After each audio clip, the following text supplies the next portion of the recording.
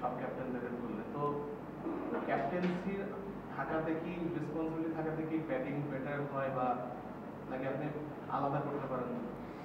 না, আমি সবসময় এত কিছু বললেন আমি জানি না, বাট অবশ্যই ভালো।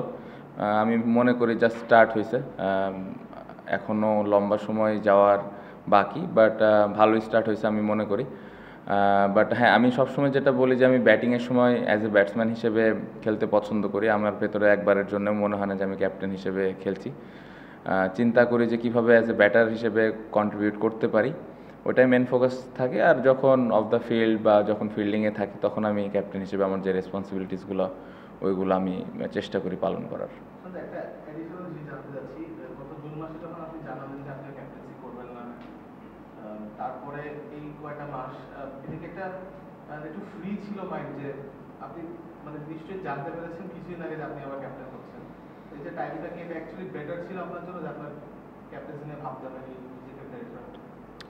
প্রথম কিছুদিন কঠিন ছিল, to be very honest, but হ্যাঁ তারপরে অনেকটা রিল্যাক্স হয়ে গেছিলাম এবং এনজয় করেছি পুরো সময়টা, নিজেকে সময় দিয়েছি, পাশাপাশি ফ্যামিলিকে সময় দিয়েছি, নিজের ক্রিকেটটা আর একটু কীভাবে ইমপ্রুভ করা যায় স্কিল ওয়াইজ, মেন্টালি, এই বিষয়গুলো নিয়ে কাজ করেছি। বাট আমি মনে করি যে ওই সময়টা আমার খুব ভালো কেটেছে। ক্যাপ্টেন, আপনার যে 50 থেকে 100 কনভারসেশন রেট, মানে সেটা অলমোস্ট 60% আর কি, 5টা 50 আর 8টা সেঞ্চুরি আপনার। এই যে কনভারসেশন রেট, এটা নর্মালি বাংলাদেশের ব্যাটসম্যানদের খুব একটা দেখা যায় না, মানে সবাই 50-60-তে আউট হয়ে যায়। আপনার ক্ষেত্রে আপনি কি এটা মানে চিন্তা করে পারেন নাকি এটা অটোমেটিক্যালি? ভাই মাত্র মনে হয় 38 ম্যাচ খেলছি, সো এখনই এত লম্বা মানে এত ভালো ভালো কথা শোনার আসলে অভ্যাস আমার নাই। তো আমার মনে হয় যে যদি এই যে মুশফিক ভাই 99টা টেস্ট খেলে ফেলেছে, ওই 99, 100, 150 যত খেলার পরে যদি এরকম কনসিস্টেন্ট হইতে পারি, তাহলে আমি বলতে পারবো যে না, আমি মনে হয় ভালোভাবে আমার ক্যারিয়ারটা শেষ করতে পেরেছি। সো ভালো স্টার্ট, আমি যেটা বললাম সবে মাত্র 38 টেস্ট, যদি ক্যারিয়ার শেষে এরকম কনসিস্টেন্ট থাকতে পারি তাহলে ভালো লাগবে। বাট চিন্তা করে করি না, চেষ্টা করি যে যখন সেট হই চেষ্টা থাকে যে কিভাবে আমি বড় রান করতে পারি টিমের জন্য।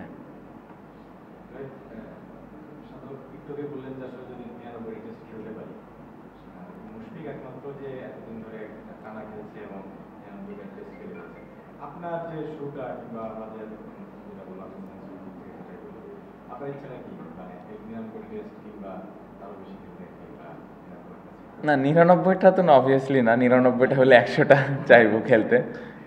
বাট হ্যাঁ, সুস্থ থাকতে হবে, পারফরমেন্সটা কন্টিনিউ করতে হবে। এত লম্বা চিন্তা করতে চাই না আমরা, কারণ আমরা খুবই কম টেস্ট ম্যাচ খেলি। রিসেন্টলি হয়তো আমরা লাস্ট কয়েক বছরে একটু বেশি খেলা স্টার্ট করেছি। সো চেষ্টা থাকবে যে এক একটা ম্যাচ কীভাবে আমি দলের হয়ে কন্ট্রিবিউট করতে পারি।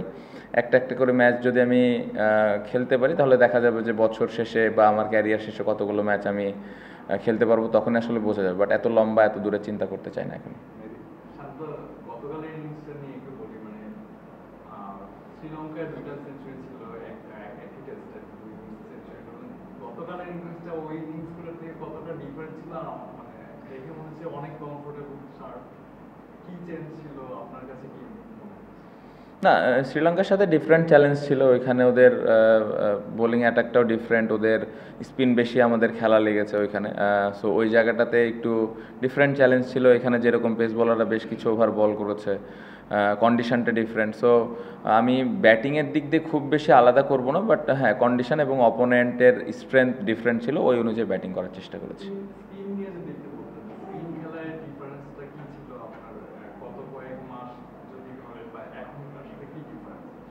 না, তেমন কোনো ডিফারেন্স নাই। আমার মনে হয় যে এই ইনিংসটা যদি আমি বলি, যে কয়টা বাজে বল পেয়েছিলাম সবগুলো ইউটিলাইজ করতে পেরেছি, এটা একটা পজিটিভ দিক ছিল। এবং সবসময় এটাই লক্ষ্য থাকে, কারণ ইন্টারন্যাশনাল লেভেলে আসলে বাজে বলের পরিমাণটা খুবই কম পাওয়া যায়। সো ওই বাজে বলগুলোকে যত ভালোভাবে ইউটিলাইজ করা যায় এটা ইম্পর্টেন্ট। সো ওটা করতে পেরে আমার মনে হয় ভালো লাগছে। না, এই ইনিংসে তো আমি খুব বেশি সুইপ খেলিনি। আমার মনে হয় একটা সুইপ খেলেছে, প্যাডেল সুইপ কিছু খেলেছি, ওরকম কিছু না, মেরিট অফ দ্য বল খেলার চেষ্টা করেছি। আমাদের ব্যাটারদের আমরা দেখছিলাম যে ওদের স্পিনাররা খুবই ভালো করছিল সিলেটের মতো স্পোর্টিং উইকেটে। তো নেক্সট ম্যাচ আমাদের মিরপুর, সেখানে ওদের স্পিনারদের বিপক্ষে আমাদের চ্যালেঞ্জটা আরও বাড়তে পারে কিনা। আর সেকেন্ড প্রশ্ন, আপনি বলছিলেন যে আমরা টেস্ট ম্যাচ কম খেলি, বিশেষ করে ইন্ডিয়া, অস্ট্রেলিয়া কিংবা নিউজিল্যান্ড, ওয়েস্ট ইন্ডিজ, সাউথ আফ্রিকার মতো টিমগুলোর বিপক্ষে আমাদের কম খেলা হয়। তো কয়েকদিন আগে থেকেই কথা হচ্ছিল যে 2 টায়ার টেস্ট চ্যাম্পিয়নশিপ, কিন্তু বিভিন্ন রিপোর্টে দেখা যাচ্ছে যে সেটা হচ্ছে না। তো সেটা আসলে বাংলাদেশের জন্য একটা পজিটিভ ব্যাপার কিনা? অবশ্যই পজিটিভ ব্যাপার, আমরা তো সব দলের সাথে খেলতে চাই। আপনি যেটা বললেন যে আমরা কম ম্যাচ খেলি, সো সবার সাথে খেলার অপরচুনিটিটা থাকলে আমাদের ইমপ্রুভ করার জায়গাটাও থাকে, আমরা কি অবস্থানে আছি এটা বোঝাটাও সহজ হয়। প্রথম কোশ্চেনটা, এখানে স্পিনার অনেক ভালো স্পিনার মিরপুরে যে কোনো অপোনেন্ট যে কোনো বোলিংয়ের এগেনস্টে অলওয়েজ চ্যালেঞ্জ থাকে, বাড়তি আলাদা কোনোভাবে চিন্তা করার কোনো সুযোগ নাই, চ্যালেঞ্জ থাকবে, বাট ওই চ্যালেঞ্জটা কীভাবে আমরা হ্যান্ডেল করি এটা ইম্পর্ট্যান্ট। এবং এই ম্যাচটা যেভাবে আমরা খেলেছি আমি আশা করব যে এই কনফিডেন্সটা মিরপুরে কাজে দিবে। ক্যাপ্টেন, দুটো প্রশ্ন করতে যাচ্ছি। একটা হচ্ছে যে আয়ারল্যান্ড, আপনি স্ট্রেংথের কথা বলেন, শ্রীলঙ্কার এক ধরনের স্ট্রেংথ, আয়ারল্যান্ডের এক ধরনের স্ট্রেংথ, আমরা 580+ রান করেছি। এটা কি মানে অপোনেন্টের স্ট্রেংথের কারণে, নাকি ব্যাটসম্যানদের বলা যায় যে আর একটু স্কিল ডেভেলপমেন্ট হয়েছে, কিংবা তাদের একটা মানে আপনি ক্রেডিটটা দেবেন? আর সেকেন্ড কোয়েশ্চেন হচ্ছে, মুশফিকুর রহিমের 100 টেস্ট হতে হচ্ছে মিরপুরে, বিসিবি কি আয়োজন করবে সেটা জানি না, সেটা তাদের ব্যাপার। টিম ওয়াইজ বা অ্যাজ এ ক্যাপ্টেন আপনি তাকে মানে কিভাবে কি দিতে চান তাকে? না, অবশ্য অনেক বড় একটা অ্যাচিভমেন্ট, খুবই এক্সাইটেড। আমি প্রথম দিনের প্রেস কনফারেন্সে বলেছিলাম যে আমরা সেলিব্রেট করতে চাই প্লেয়াররা আমরা চাই ওই দিনটা বা ওই পুরো 5টা দিন আমরা উপভোগ করব। রেসপেক্টেড জায়গা তো আছে, উই অলওয়েজ যে এরকম একটা অ্যাচিভমেন্ট আমাদের বাংলাদেশে কখনো হয় না। সো আমরা সবসময় আশা করি যে এরকম একটা মানুষকে সর্বোচ্চ পর্যায়ে আমাদের সম্মানটুকু দেওয়া উচিত, এবং অ্যাজ এ ক্যাপ্টেন হিসেবে ওই জিনিসটা করারই চেষ্টা করব। পাশাপাশি আমার মনে হয় যে আমি আশা করব যে মুশফিক ভাই 100 খেলার পরেও যেন উনি আরও বেশি কন্টিনিউ করে দলের হয়ে, কারণ ওরকম এক্সপিরিয়েন্স প্লেয়ার আমাদের টেস্ট টিমে প্রয়োজন। সো আমি আশা করব সেটাও যেন উনি কন্টিনিউ করেন।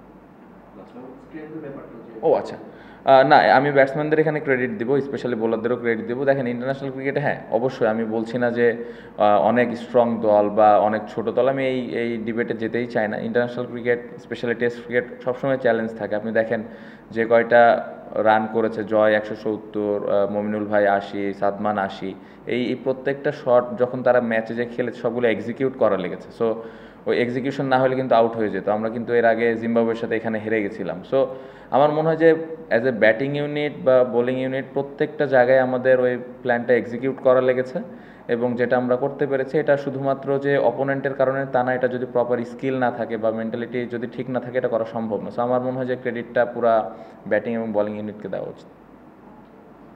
দুটো জিনিস, একটা হচ্ছে হাসান মুরাদের পারফরমেন্স কেমন দেখে জয় দলে ফিরে রিপ্রেজেন্ট করবে, এটা নিয়ে যদি একটু বলতেন দুই জনের ব্যাপারে। আর as a captain obviously condition, home কন্ডিশনই চুজ করা যায় বা কিছুটা হয়তো ইয়ে করা যায় যে আপনার প্রেফারেন্স থাকতে পারে, কিন্তু নাও দ্যাট হোম সিরিজ খেলছেন একটা সিলেটে ঢাকা রাইডার্স, আপনি অ্যাজ এ ক্যাপ্টেন কোনটা প্রেফার করেন? কোনটা এখন উইকেটে খেললে বাংলাদেশ দলের জন্য ভালো? মুরাদের বিষয় যেটা বলবো আউটস্ট্যান্ডিং। আমার মনে হয় ও কিন্তু অনেকটা সিরিজ ধরে বসেছিল, সুযোগ পাচ্ছিল না, বাট ফার্স্ট ক্লাস ও প্রতি বছর খেলে, প্রতি বছর পারফর্ম করে। ওর স্ট্যাট যদি আপনারা দেখেন খুবই ভালো, এবং এত ধৈর্য নিয়ে বাংলাদেশের মতো জায়গায় থাকাটা স্পিনার হিসেবে এটা কিন্তু অনেক বড় ব্যাপার। সো ও আসার পরে যেভাবে বল করেছে এটা দেখার মতো ছিল, এবং আমি আশা করব যে যেভাবে শুরু করেছে ও এইভাবে আস্তে আস্তে স্লোলি ইমপ্রুভ করবে আরও, এবং দলের হয়ে আরও বেশি কন্ট্রিবিউট করবে। বাট দেখে খুবই ভালো লেগেছে। জয় দলে ছিল না, দলে বাদ পড়ার পরে আবার নিজেকে ইমপ্রুভ করে এভাবে কামব্যাক করে প্রথম ইনিংসে এত বড় ইনিংস, এটা আসলেই তার জন্য অনেক কঠিন ছিল। বাট ও যেভাবে ব্যাটিং করেছে দেখে আসলে ওই জিনিসটা মনেই হয়নি যে ও আবার কামব্যাক করছে। সো এটা একটা পজিটিভ দিক। আমার মনে হয় চিন্তাভাবনার দিক দিয়ে জয় অনেক পরিবর্তন করেছে নিজেকে। আমি আশা করব যে যেই মেন্টালিটিটা নিয়ে ও খেলেছে এটা ভবিষ্যতেও যে সব টিমের সাথে এভাবেই খেলবে। আপনার ক্যাপ্টেন হিসেবে মনে হয় যে বাংলাদেশের কোন টাইপের উইকেটে খেলা ডিপেন্ড করে আসলে অপোনেন্ট কীরকম, বাট আমি সবসময় যদি সুযোগ থাকে অবশ্যই স্পোর্টিং উইকেটে খেলাটা খুবই ইম্পর্টেন্ট। বাট হ্যাঁ অবশ্যই দিন শেষে আপনার এটাও ভাবতে হবে যে এটা একটা ইন্টারন্যাশনাল টেস্ট ক্রিকেট, সো এখানে খেলা জিতাটাও ইম্পর্টেন্ট। সো জিতার জন্য যেই যতটুকু সুযোগ সুবিধা নেওয়া দরকার সেটাও নিতে হবে। বাট আমার মনে হয় যে স্পোর্টিং উইকেট থাকলে খুব ভালো। আপনি যদি এই ম্যাচের উইকেটটা দেখেন, ব্যাটিংয়ের জন্যও খুব ভালো ছিল, বোলারদেরও হেল্প ছিল, পেস বোলার থেকে শুরু করে স্পিনার সব। সো এটা এরকম উইকেট থাকলে পুরো দলের জন্য ভালো, but it depends on the opponent. Thank you.